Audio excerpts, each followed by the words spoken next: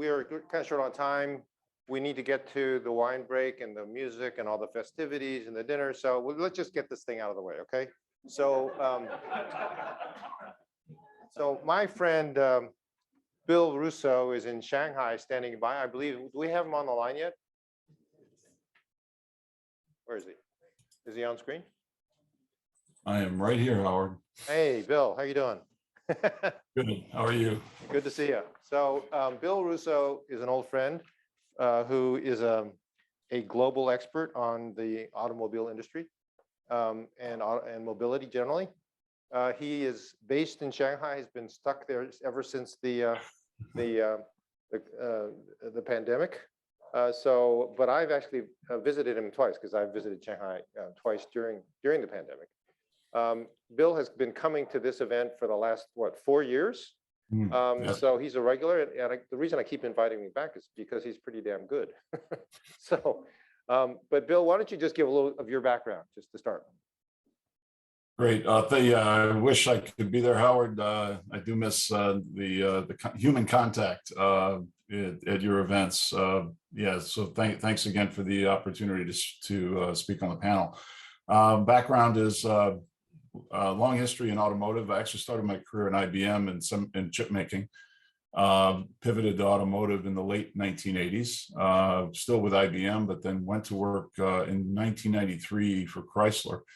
And I was with Chrysler for 15 years, part of that time most of that time in Auburn Hills, and moved to China in 2004, then as head of Chrysler's Northeast Asia business, responsible for the China market. Went through the period from 2004 to 2008, where I worked there in localized products. Then we were part of the Daimler Chrysler, merged company. When it demerged, things kind of changed. I stayed in China. I did not come back to Detroit. I felt the future in terms of automotive industry development was being accelerated, not just by the size and scale, but by the difference in how the mobility problem gets solved in China versus what I saw in the US. Here, you can dream big and see it happen within years.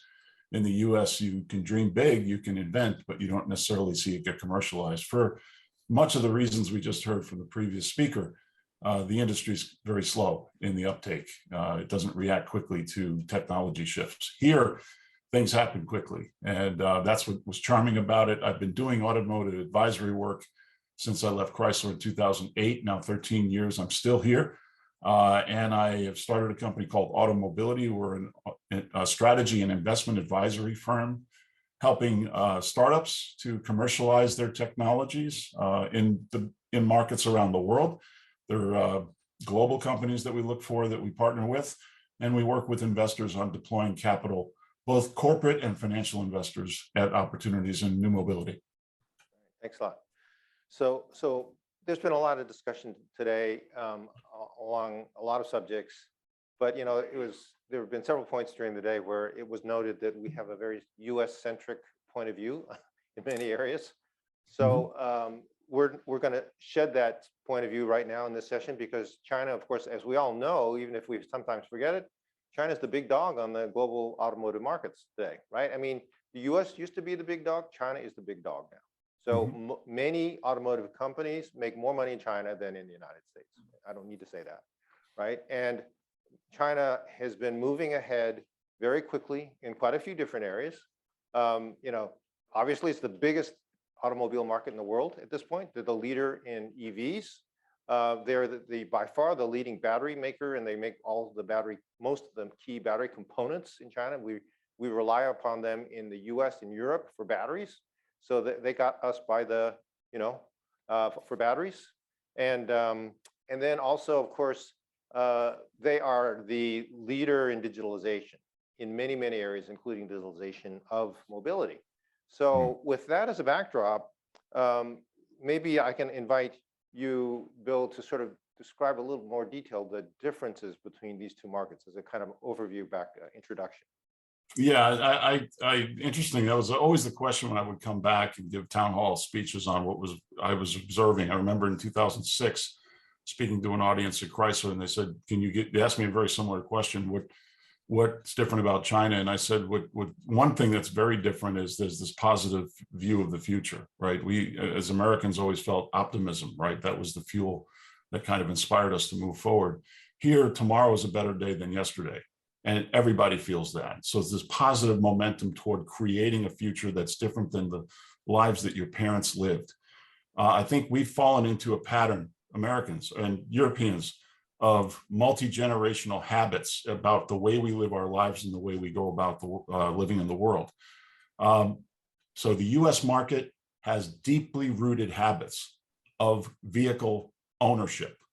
And in China, far more people ride than drive, right? Yet everybody in it is as a mobility user, right? Every human being on the planet moves. So how they solve the problem of mobility is different here. Very, very vastly different, right? A 1.4 billion population. Actually, about 1 billion of those 1.4 billion people carry a smart device. And most of them don't own or have no aspiration necessarily to own a vehicle. And even if they do, the day-to-day use case of how they solve their mobility problem is not by dragging a piece of hardware around with them that they then have to park and deal with all the inconveniences of. So China's mobility pattern is different. It's an urbanized pattern. It's, every city is densely populated. I live in a city of 24 million people. Beijing, 23 or so million, similar. I mean, you've got vastly, heavily urbanized, very congested ways in which people go about their day-to-day lives. And the digital economy serves mobility to this population on a massive scale through an app-based economy. And what that's done is it's brought in a whole new ecosystem of solutions and a whole new set of predators on the savannah preying on the mobility customer, right? They see mobility as democratized through the digital services-based ecosystem. Let me show a slide. I think it would illustrate my point quite well, that if in a population the size of China, you have this dynamic of far more people riding than driving. So let me just show, this is a chart a few years back that we created, but it makes the point that if you look at the markets in the emerging world, and I would include China in that mix, and if you look at PKM, this is passenger kilometers of movement. This is a bit dated data set, but I think it makes the point. China, in terms of total size, is the largest market for mobility demand. But if you look at the shades of the circle, that's the interesting point. Look at the Western markets circled in blue. Far more people are in the light and dark blue shaded category. So they basically move around, for the most part, in large, small and medium-sized four-wheeled cars, most of which they drive themselves in. In China, that blue shade, dark blue and light blue, much smaller share of the total pie. So how mobility needs are served, vastly different in emerging markets than in mature markets. And when you present an app-based, easy to access ecosystem of mobility related services to markets like that are circled in red, what you end up with is a very, I think, user-centric or usership-centric way of going about solving your day-to-day mobility problems. So that, I think, is in a nutshell the key difference. The other thing I would point out is you have to also, you talked about the product, you talked about the supply chain. In China, you have a large government-led push for seeing the industry through the lens of technology. And I think that's important to kind of keep in mind. The propulsion technology of the vehicle has been dominated now for 135 years by the internal combustion engine. China is a carbon-based, very dependent on carbon-based energy resources, and does not have energy security when it comes to that propulsion technology. They've set aggressive targets for electrification, and they subsidize in multiple ways. They subsidize by investing in infrastructure for recharging vehicles. They invest heavily in subsidizing customers who purchase electric vehicles in variety, both BEV, plug-in hybrid, fuel cell electric, all are in play. And you also see a very strong, as Howard pointed out, uh, supply chain, because again, the energy security issue is a supply chain issue. China depends on foreign sourced energy resources to power its economy. And transportation is the largest consumer of energy of all the sectors. It's transportation that has the dominant energy consumption, demand. So breaking that dependence requires weaning the automotive industry off the internal combustion engine and prioritizing EV. And the result of that is China in particular has the world's largest EV battery companies. Let me show you a chart to illustrate my point.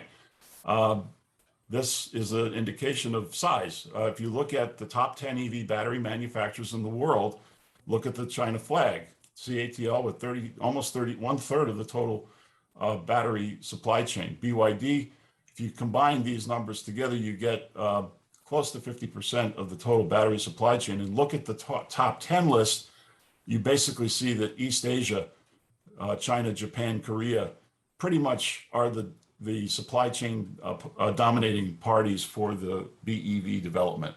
So China sees energy security as the priority.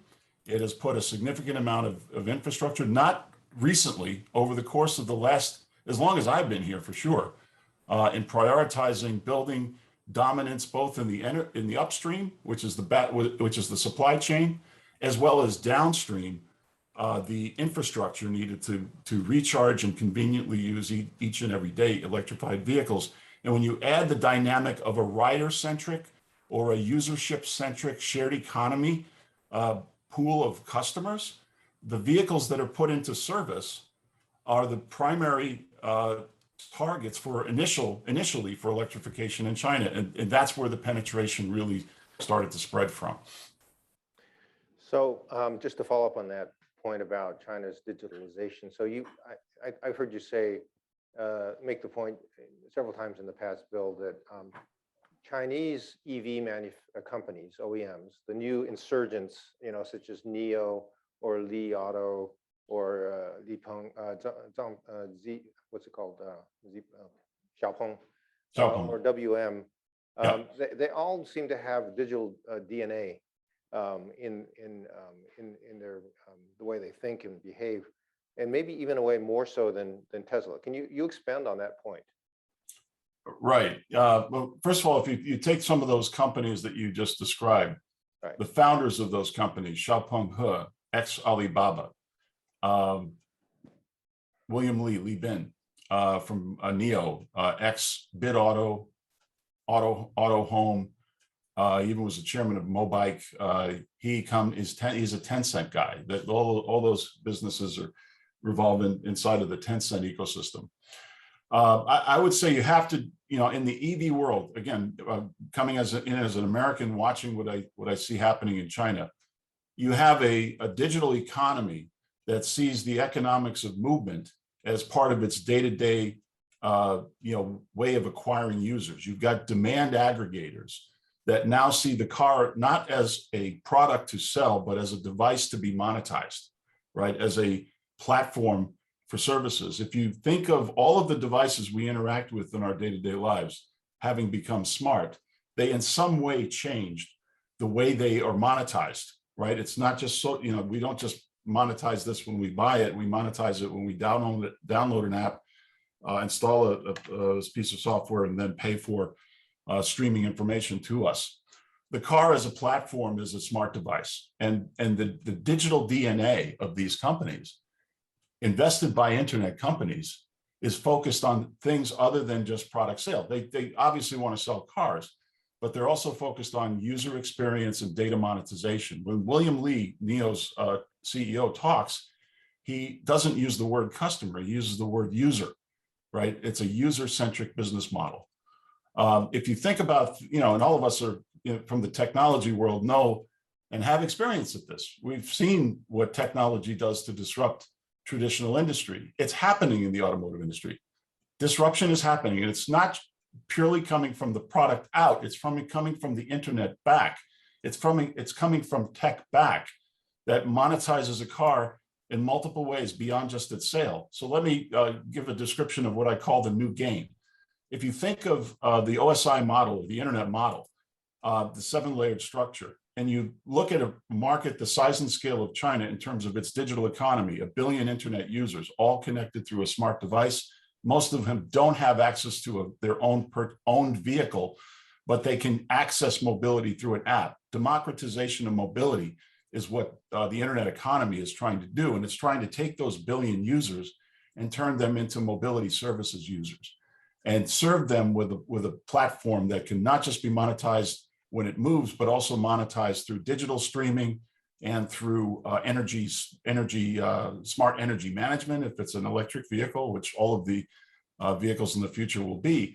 I would say you have to think beyond the traditional game. The traditional game of automotive is a product game. It's aggregating parts to build cars and selling them to customers. In the world of smart mobility, it's about monetization of the device by adding all these intelligent connectivity features, by making it electric, driver assisted and self-driving. We're increasing the productivity of the asset as a digital platform, right? It's no longer just parked 95% of the time. It should be moving all the time. It should be monetized through its movement. So you highlighted some of the names, and I'll put this up just to kind of frame your thinking. Traditional companies on the left, smart EV or device makers on the right. And there's something interesting going on here. First of all, there are EV companies on the left. BYD is a hardware-centric business model. There are Chinese companies that are in the business of making EVs. Some of them are pure play EV companies. Some of them are a bit schizophrenic because they make ICEs and EVs. That includes BYD. But BYD, I would put in a class of its own because they're a battery company at the core. Then you've got, the traditional companies, local and foreign, that are basically in the product-centered world. These companies who are coming from the internet economy see the car as a device. They are digitally native. They are far more disruptive. And they are looking at the car not just as a product to be sold, it's also a device to be monetized. Tesla, I would put in the category of a smart EV maker. It's a software-defined architecture. It has the ability to be monetized in multiple ways beyond just when it's sold and used as a mobility device. But the interesting thing, beyond the ones you named, Howard, Xiaopeng and NIO, Li Auto, I would put in the similar class. There are another class of companies that are coming from the smart device economy, and they have user-centric business models. They have ecosystems. They have operating systems and app-based services, and they're now pivoting to the vehicle because they see the vehicle as the largest computer with a day-to-day use case that they can acquire even more users into their ecosystem. I think it's the same motivation as Apple and Google when they're investing in mobility-related businesses. They see the car as the device that could be monetized as a services-based platform. Great. So let me just switch subjects a little bit here. So much has been made about how little was done at COP26. But would you say that China has made any commitments around COP26 that are relevant for mobility and EVs and alternative energy for purposes of our discussion today? Yeah, I think COP26 basically, with China's statements were basically they will continue to commit to the electrification of transportation as it relates to the automotive industry. But I think the whole commitment to creating a sustainable economy, right? I think what you've seen in China over the years is this fear of becoming too dependent on energy resources and supply chains that are external and not secured within not just necessarily the borders of China, but within its ecosystem of upstream resource access, whether it's, and by the way, that doesn't mean China's motivations are entirely green, right? Energy security could be inclusive of resources that you have domestic capacity to use, including coal, which is China's largest coal consumer in the world. But it is an indication that they understand that they have to pivot away from and continue to commit to the largest, in particular, the largest consumer of carbon-based energy, the transportation sector, and move that over to a green supply chain. And to achieve the goal of 25% energy from non-fossil fuel by 2030, China recognizes they have a top-down goal that stated that requires transformation of the grid from its over-reliance today on coal to a diversified source of energies that includes renewables, nuclear, biomass, and hydrogen. Hydrogen's a big part of the reason why they're keeping fuel cell electric vehicles in play. So a couple other questions, Bill, before we let you go. So let me turn to the whole supply chain question. You know, there was a lot of talk at the beginning of COVID about how over reliance on China and extended supply chains was a bad thing, and so we needed to pivot away from that. And here we are towards hopefully the tail end of the pandemic, and China's exports have gone up. It feels like we're even more reliant on the China supply chain, although some people are trying to again diversify. So there's that. At the same time, you have this geopolitical tensions rising between China and the U.S., maybe at an all-time high, despite the summit Monday between Biden and Xi. And there's been a lot of talk about decoupling of the two economies, which is another impetus for supply chain decoupling as well. But then you look at for example, the auto and mobility industry, and you say, well, gee, how could that possibly be decoupled? I mean, we're like Siamese twins when it comes to the sharing of resources, supply chain, battery resources, semiconductor chips going the other way. So what are the prospects of these two economies, especially in the auto sector, the mobility sector decoupling? Yeah, I think what we've learned from COVID is that China, we didn't realize how deeply rooted the supply chains were and linked to China until now. I mean, it's proven again that China has this very critical role in the global supply chain, and I think the recovery in terms of its ability to get back on track. I think the first reaction that a lot of companies had is, let's diversify our supply chains. Let's make sure that we're not so dependent. And that's a good thing. I mean, this idea back in the 90s that low-cost country sourcing should cause everybody to rush to the market that can produce things cheaply and at scale. But what's happened is we've become too dependent now, and it's too hard to move it, right? I think we learned post-COVID is China recovered quickly and was able to get its supply chain capabilities back on track relatively quickly, backed again by strong, governance systems and strong control systems that are in place here.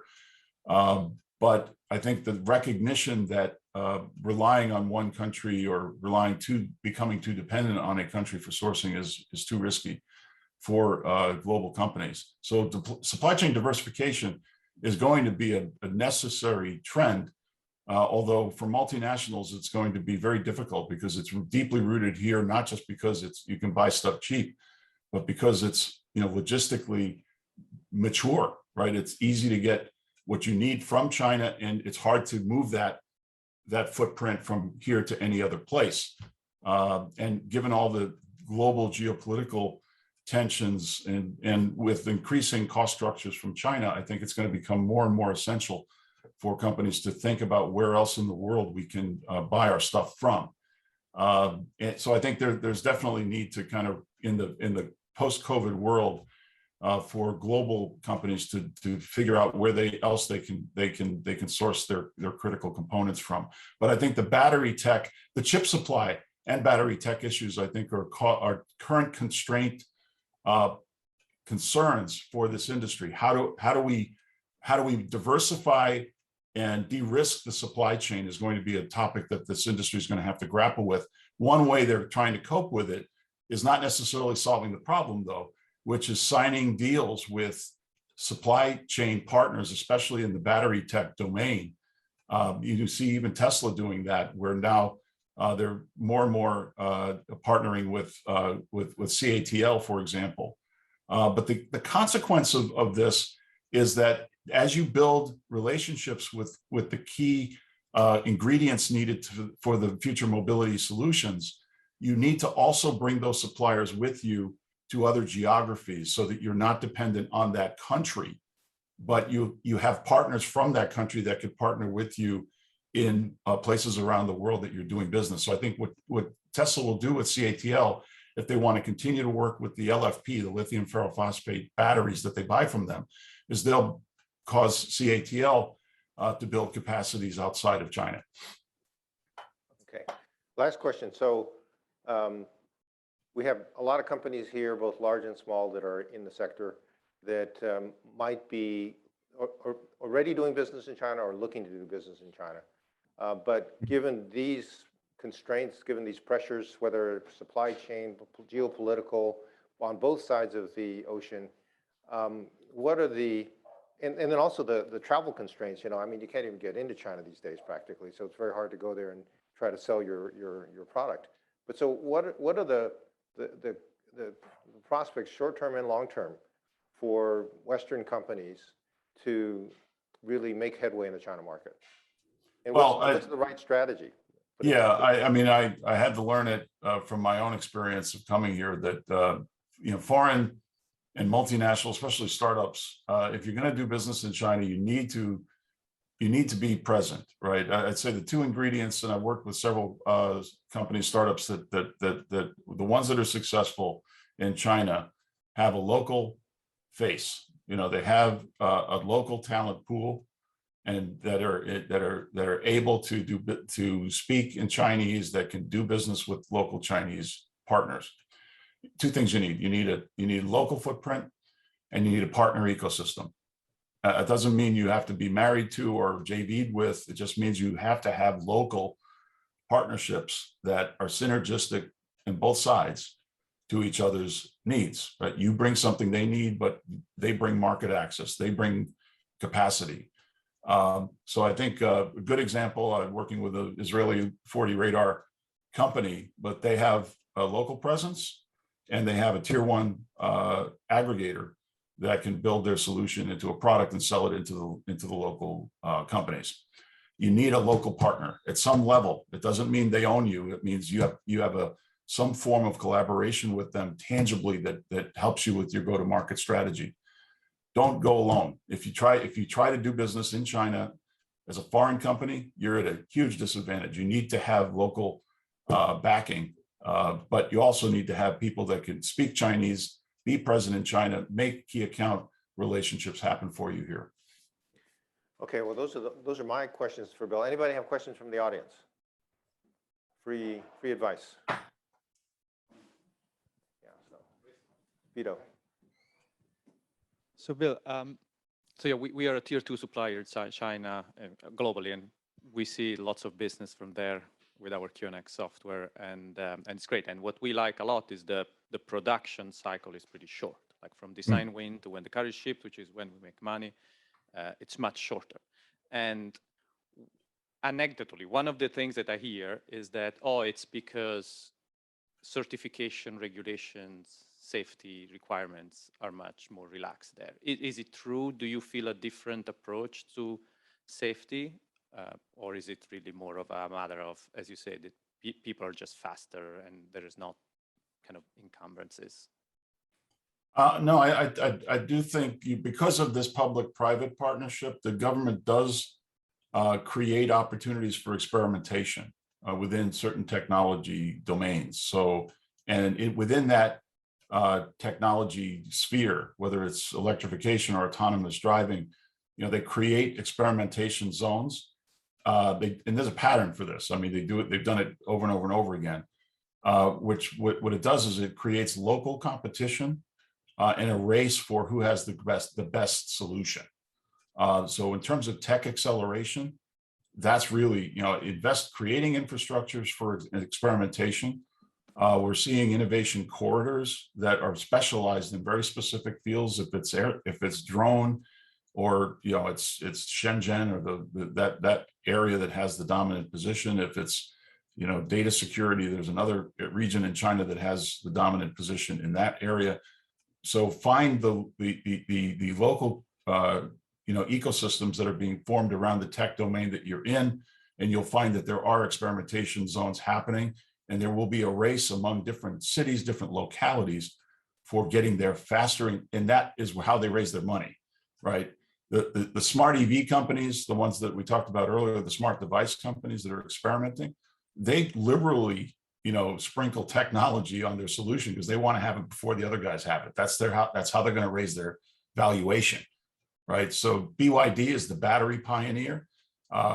In the LFP category, Xiaopeng is trying to stake out its ground around HMI and LiDAR-based sensing technology for self-driving. NIO is about battery and energy management and battery swapping and energy storage. So find the tech vector, and you'll find there are going to be companies that are have much more degrees of freedom. You don't have the problem. I showed you the old game, new game. The new game companies are tech friendly. They want it, and they'll find a way to localize it and commercialize it at scale. The slower companies, or the traditional lane companies, they're the ones who need to have a de-risked investment before they'll take a step. But even within that category, take Geely as an example.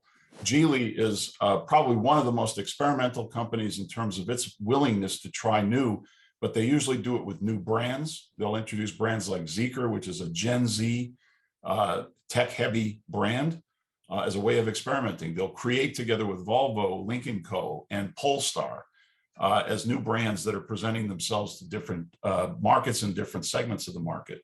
So, but all of it happens with the backdrop of China putting infrastructure in place to accelerate technology experimentation.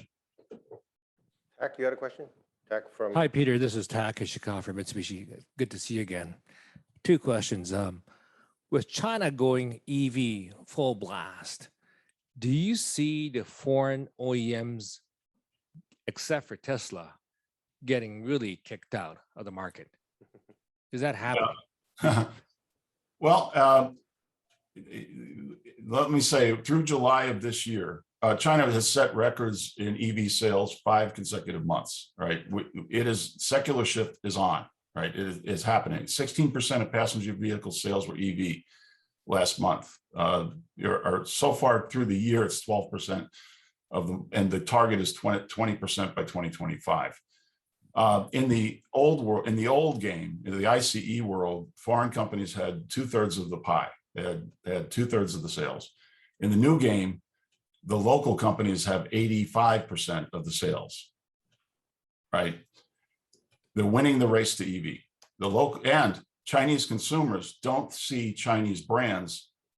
The younger demographics that are buying EVs, they don't see Chinese brands as being less than the foreign. So the idea, and by the way, Stefan Wallenstein, Volkswagen CEO, was just sacked. The reason why is one of the main reasons, and probably other reasons, is they're losing the race to EV, and it's Volkswagen's largest market. You could say that about every multinational company. They should all, if the criteria is losing the race to EV, then we should fire them all. The problem isn't the guy who's running China. The problem is the headquarters never took it seriously, right? They didn't see the market in China as real. Now, in the last 12 months, and you can give a lot of credit to Tesla for this, we've pivoted from being a fleet-oriented EV market where companies were purchasing EVs that were used in mobility fleets to retail purchases.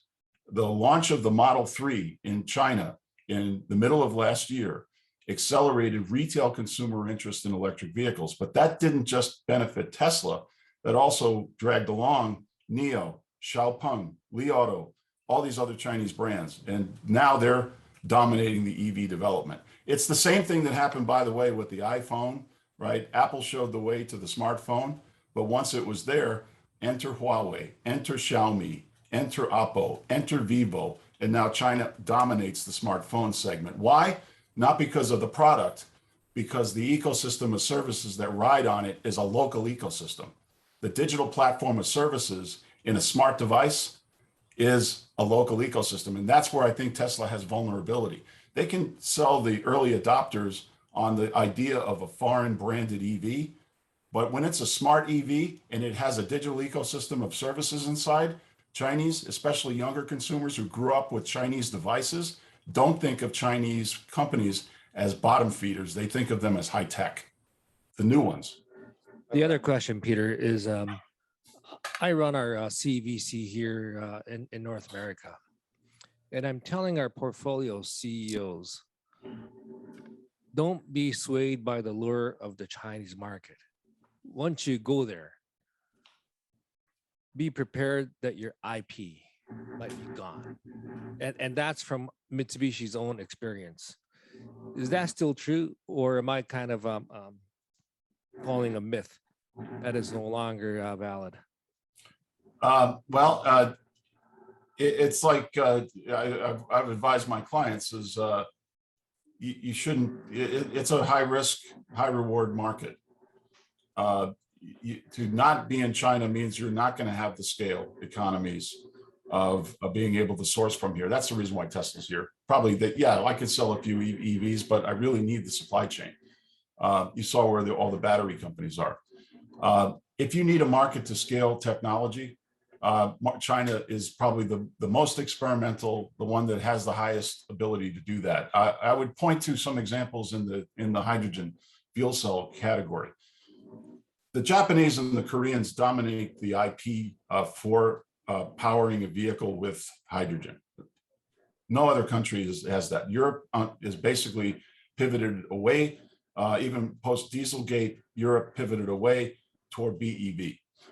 There aren't too many other countries that you could scale technology like that. But look at what Toyota is doing and look at what Hyundai is doing. Hyundai has only the second behind Tesla. Tesla was the first to have 100% owned factory in the new energy vehicle category in China. Second to do that is Hyundai. Hyundai has a facility to build fuel cell powered vehicles in Sichuan province. They're also forming partnerships to build hydrogen fuel cell full stack as a supplier. So they're pivoting to being a tier one supplier of the fuel cell solution that they could sell to Chinese local heavy commercial truck companies.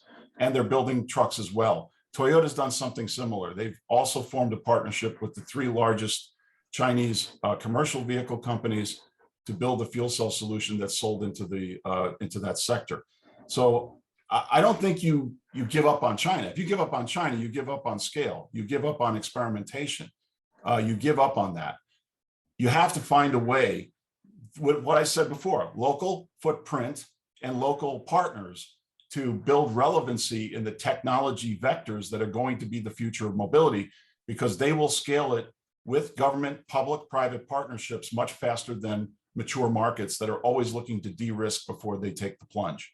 By the way, as an anecdote, I was in Shanghai 2 months ago in August and September, and I went into a second-tier shopping mall in Shanghai. Very nice shopping mall. On the ground floor, I went in the front door. There were 6 auto dealers, showrooms. All of them were EVs. There was not a single ICE dealership. 2 of them were foreign and 4 were Chinese. The 2 foreigners were Volkswagen and Daimler. And then there was Zeekr, which I'd never heard of until I saw them there. Very high end. Polestar, which I guess is also indirectly owned by Geely. Also Geely. Right. And then there was Neo, and then there was one other. They all really slick EV. I mean, they did not look like second-rate cars. I mean, they did not look like shoddy. I mean, they were really slick-looking EVs. So that was what you saw in a second-tier shopping mall on the ground floor. Okay. That's where things are headed. Yeah. Okay.